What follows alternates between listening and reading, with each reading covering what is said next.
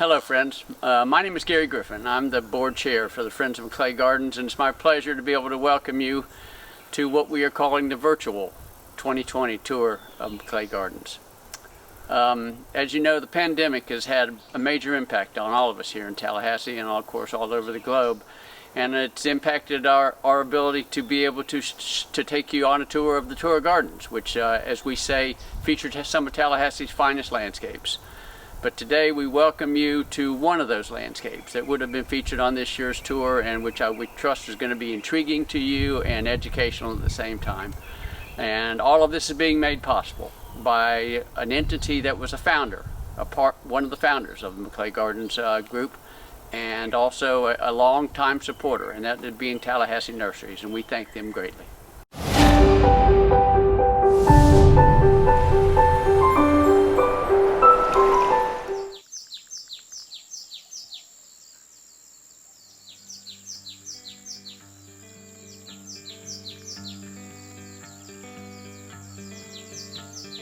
You know, Tallahassee is a really green town. I mean, when you fly into the airport, it looks more like a forest than a state capital. And Tallahasseans do their best to enhance the natural beauty with their own landscaping. Sadly, the very best gardens are hidden from view, in backyards and behind hedges. But that's what makes our garden tour so special today. We get to tour a hidden gem, the Garden of Scotti Holm. From the road, you can tell a gardener's at work, but the real magic unfolds as you drive through the pines and the whole yard opens up to bed after bed of beautiful plantings. To make it even more impressive, Scotti's done all of the work himself over more than 20 years. I mean, he designed, he planted, and he maintained all of it without any formal training. The space has honestly taken on the feel of a botanical garden. He's got diverse plantings, they're all meticulously labeled, and the plants have enough room to grow freely. It really shows off their unique shape and size. He's even got a huge collection of rare plants. But I think most importantly for our viewers, he's touched on every aspect of gardening, so everyone can learn from his efforts. Scotti, you've done something that a lot of people forget to do, and that's to answer the question, why? Why do you garden? Can you share some of your motivations that have, kept you working through all these years?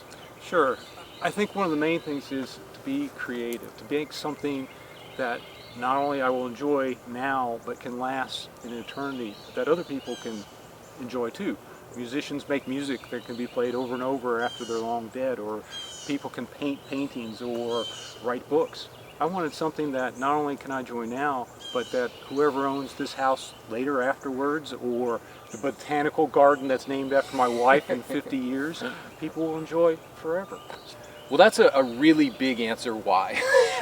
On a more superficial level, why have you created this particular garden with this layout and this choice of plants? Probably the main reason is I wanted to look good all year round.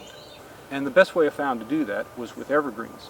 And you don't want just nothing but all greens, because then you're just looking at the same thing if you're looking into the woods. So color jumped out first by having different colors, the reds, the greens, the blues next to each other. They pop. By changing the size, because with a flower, you waist down and there. Standing next to you, you can grow a tall tree that's yellow. You can have a round bush that's green and blue.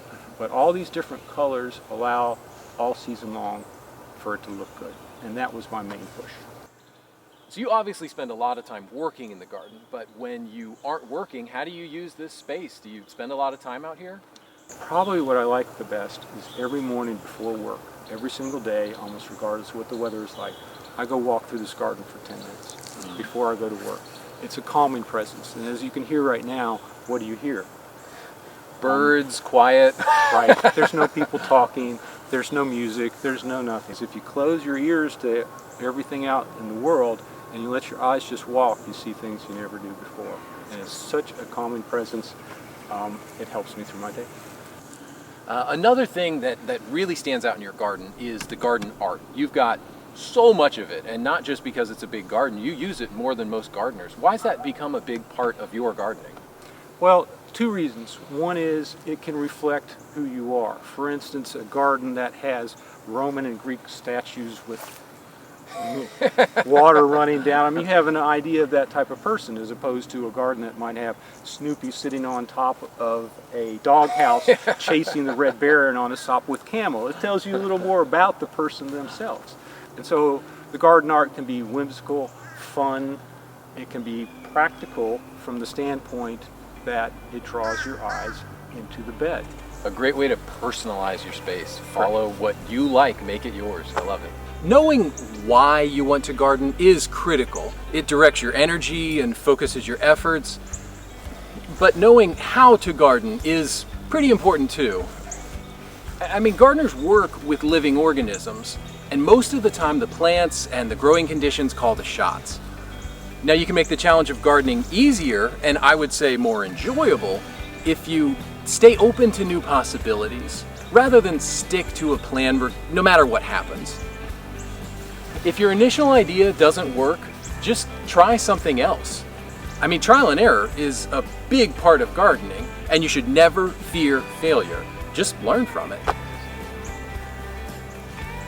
So Scotti's done a really good job of letting his garden grow and change naturally over time.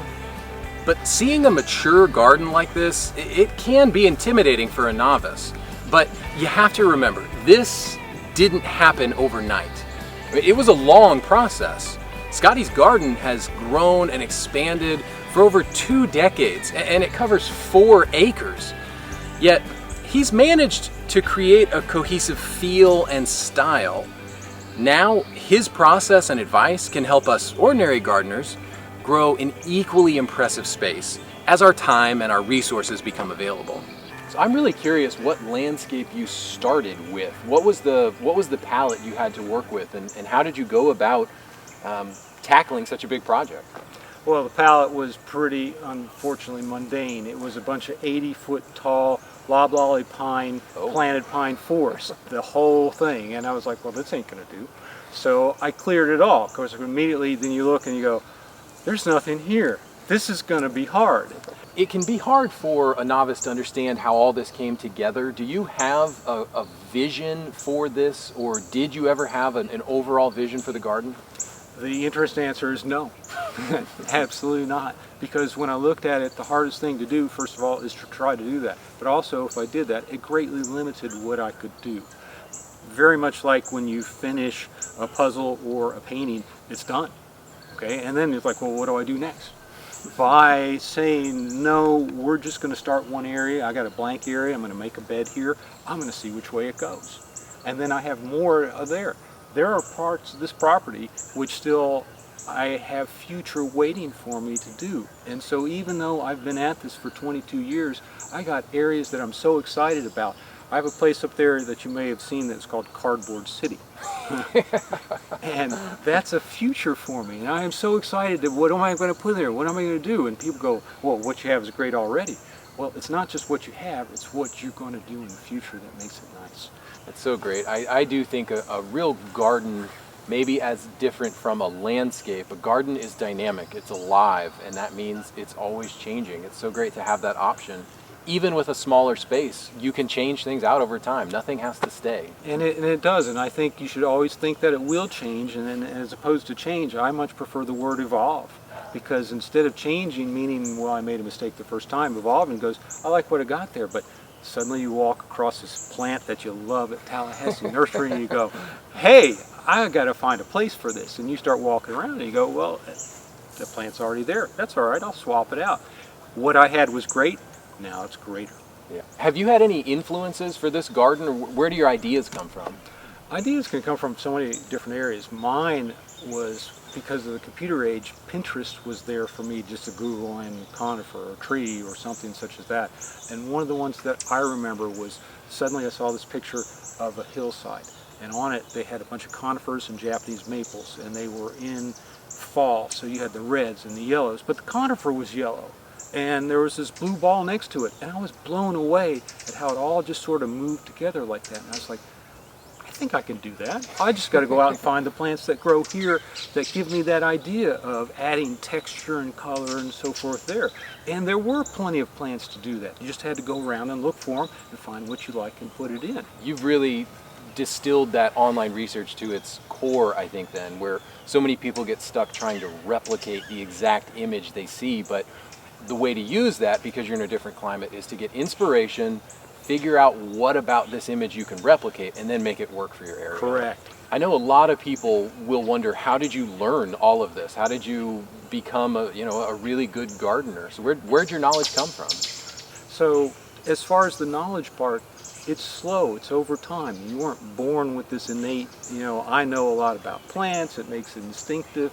It's a learning process all along. And certainly there are plenty of books to read or so forth, but a lot of it is just trial and error. Really, you put that plant in there and you see it. You buy 3 plants and you put them next to each other and you see how they do. Does it look good? Does it not look good? Did that one die? Whoops, got to put another one in. So people always want to know how to do this, how to garden. Can you tell us a little bit about the care you give for your plants, just general care tips? That is a very common question. Sometimes people go, well, what's the one tip you can give me to do? And I'd say usually I'll give 2 is most important. And one is the number one thing that kills a plant, in my experience out here, is poor drainage. And if you don't have the drainage for the roots, it doesn't matter what else is going to happen. They're going to die. The roots will suffocate or not. So drainage is number 1. And number 2 is your mulch on top. Being able to have a good mulch on it keeps the moisture in, protects the roots from the sun scald, allows the weeds to be suppressed, it allows the roots to really grow and the whole plant to flourish. And what I like best with that is pine bark nuggets, because pine bark is not wood, so you don't have termites, it doesn't rot, it lasts a long time. When I first planted a lot of my orange and citrus grove, I put a big 2, 3, 4 inch layer of pine bark nuggets. I didn't change it for 10 years. Wow, it lasted that long. The longer you garden, the more you know. And that's because observing and learning are key parts of gardening. It's not just all about digging and pruning. Scotti has amassed a wealth of knowledge about plants and gardening right here in the Tallahassee area. And when it comes to gardening, local advice is always the best.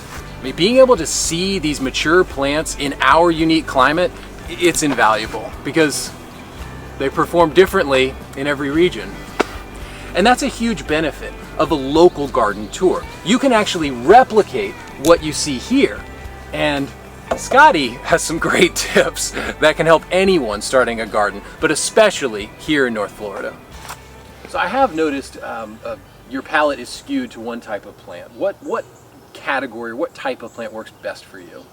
Evergreen with different colors. So as we talked about before, when you have a bunch of flowers and they all die out, you don't have anything during the winter. So I wanted something that you could see all season long, especially during the winter. And color is what really stands out. So certain types of plants really pop and work good against each other, as we can see behind us here. The abelias with the yellows, the loropetalum with that burgundy color. The dwarf loropetalums are beautiful and they keep a smaller size and they allow you to put that color in different spots without having to worry about a 20-foot tree. The variegated gardenias also work very well.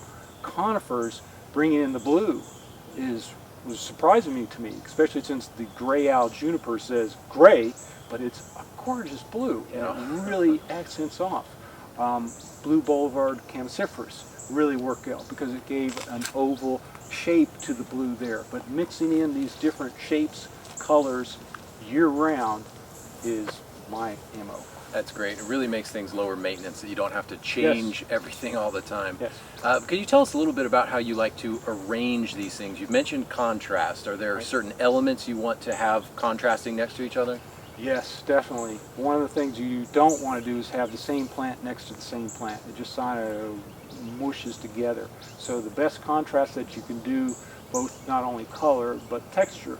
Well, that's great. So to get lower maintenance and get all this visual interest, you've talked about using evergreen plants, combine different colors, different leaf textures, different shapes and sizes, all together really makes that bed pop. Yes, and it allows you, since you're now thinking about, I can use any color, I can use any shape, I can go pick the plants that you like Yeah. to put those in. Again, follow your heart, do it for you. Exactly. Lastly, I want to ask if you have any advice for a totally novice gardener. Let's say they've ripped out the bushes in front of their house, and what do they do next? I was there. I was the totally novice gardener, or I had nothing. I was like, how am I going to do this? Well, I went to the nursery. I just looked around. I brought home 3 or 4 plants that I liked. I said, these look good to me. And I went and put them next to each other, and I arranged it, and I moved it this way, and moved it that way, and I let it sit there for a day, and I'd come back and look at it again until I had it where I thought that looked nice. And I planted them. And then from that point on, I would go get another plant. Maybe it looked nice here, and went from there. But it was an easy way to do it. You just start small and let it continue to grow. And it's by adding what you want to it that really made it special, and there were no rules. When I asked Scotti why he gardened, I expected to hear the usual answers. You know, exercise or relaxation. And while those were a part of his motivation, he brought up a much more profound reason. Gardening really does connect us. It connects us with the past when we use the plants and soil that nature created over thousands of years. We connect with the present when we focus on our work, when we take the time to observe the beauty that we helped bring into being. And it connects us with the future when we plant and care for trees that they could outlive us 5 times over. The garden is grounding. The more time you spend with your hands in the soil, the more you learn about your place in the world. The garden has so much to teach you, but you have to get out in it to learn those lessons. And I really hope this tour has inspired you to work on your own garden or even start one from scratch. Now, you don't have to build a botanical garden like Scotti did to reap the benefits of gardening. Just find a few plants you like, put them in the ground, and most importantly, pay attention. You might find that you end up growing and blooming right alongside those plants.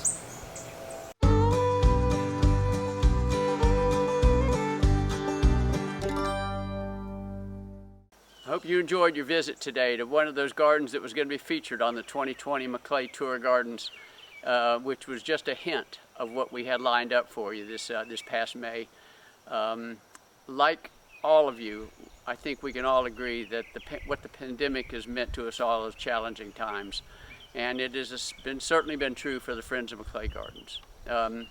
You see, in our calling, when we were formed 29 years ago, the Friends of Maclay had a responsibility to assist the park, Maclay Gardens State Park, in meeting their financial and staffing needs through our own fundraising efforts and volunteer efforts to support them. The needs of this park are many because it is in essence 3 parks in one. Right now we're situated in the historic gardens and these wonderful gardens that are on the shore of Lake Hall that include the historic Maclay House.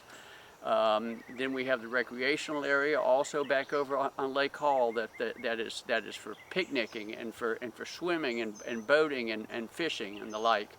And then there's 1,000 acres almost on the Lake Overstreet trail system, 20 miles of trails back there. So you can only imagine the extent of the staffing and the financial needs it would take to maintain those 3, what are in essence 3 parks in one.